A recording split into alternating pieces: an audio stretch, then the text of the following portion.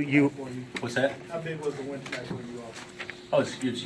It was huge to play that hard and compete that hard and not have anything good happen for so long. And the guys just hung in there. I mean, missed every front end, it seemed like, and every open look, and actually handled the ball pretty well against pressure.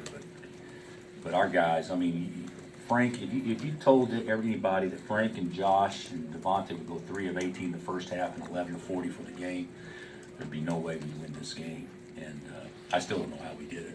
Fans deserve a ton of credit. Those who stayed, they missed a hell of a finish. But it was a remarkable game. You know, I didn't think we were getting a decent whistle at all. And then you know, we got to the free throw line late, obviously, and that was our best offense. Was there a moment during the comeback when you felt like you had it? No. Not had it, but what felt good about it? I tell you what, I thought it was, you know, we don't have timeouts and it's so loud you can't communicate with your guys. And, you know, with 1 minute and 25 seconds left and you're down 6, you don't have to foul. You know, but the guys were playing so hard and just scrambling around, and considering that we had the lineup that we had in there was what made it extra amazing. And, you know, if you ask the guys how often we work on the press, I don't know if anybody asked them that, maybe a month ago, you know, it's stuff like that. So we actually worked on trapping the other day, but not like that. And the guys just stepped up and made plays. It was a remarkable win. It was a toughness win, you know, because there certainly wasn't much going right, and they had everything going right, and still yet the guys hung around. I was going to ask you about that. Would you consider this one of the toughest comeback wins of your career? Yeah, this was, well, we've had some good ones, Well, but we never won a game down 14 with 2.5 left or whatever. Frank said the thought of 2 home losses in a row was kind of going through his head there late. I don't know if that's true or not. Frank said it. I'm sure it's 100% accurate.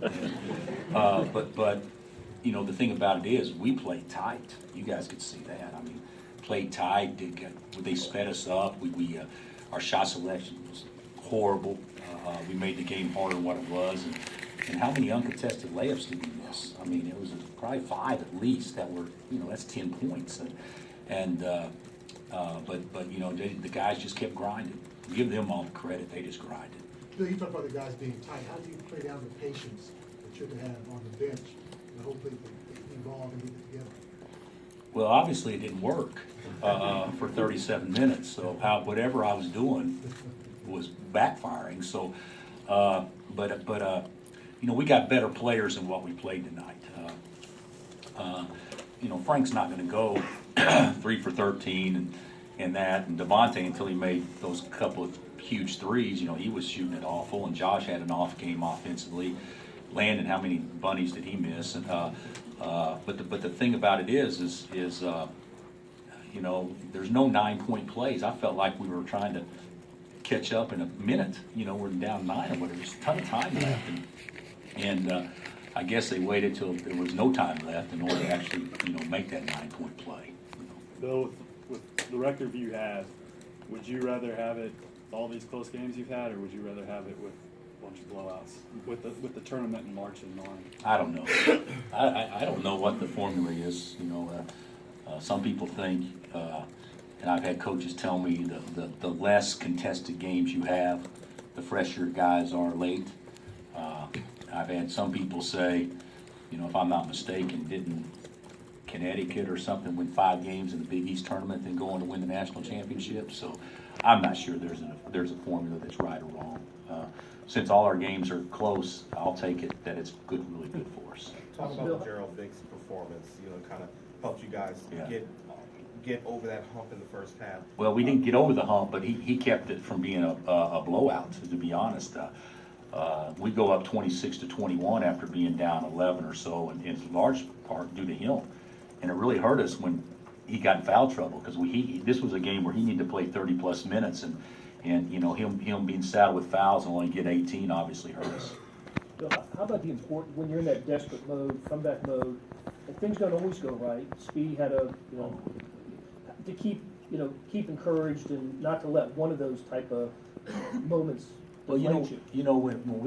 when we won it in '08, it was a different deal, but we were down 9 with 2 left then, but in that situation, it seemed like everything went right down the stretch. In this situation, we had a lot of things not go right, and you're right, the guys hung around. We talk about next play all the time, and that it's a long game, and you got to always think next play. And I thought our guys actually, I mean, you look and usually Frank gets a little frustrated and Josh gets a little frustrated. I didn't see that tonight. I just didn't. I thought they thought next play for the most part the entire game. What does it say about the effort of your players in that instance? Well, they gave West Virginia played hard too. They were quicker than us and everything early on, but yeah, our guys played hard. They competed hard. And anybody that says their guys played harder than mine is a ridiculous statement. Okay, my guys played. I'm not saying they play harder, but there's nobody that competes any harder than my guys. Heading to Waco on Saturday, given Baylor's loss today, what does this mean big picture for you guys? Well, I don't know. You got to hold serve at home, and all we did tonight in a very unique way was do what we're supposed to do. So obviously with Tech winning, and guys, the Tech win Saturday was a good win. They're good, and for them to beat Baylor, and then for us to have a chance to play Baylor on Saturday when you know that they will play the game of the year at home because of their backs against the wall, it'll take another great special effort to go down there and have success. And Bill, what did you think of the response of your team coming out in the overtime? Just Great. Yeah, because sometimes that can Usually, come back like that. there's been a lot of times where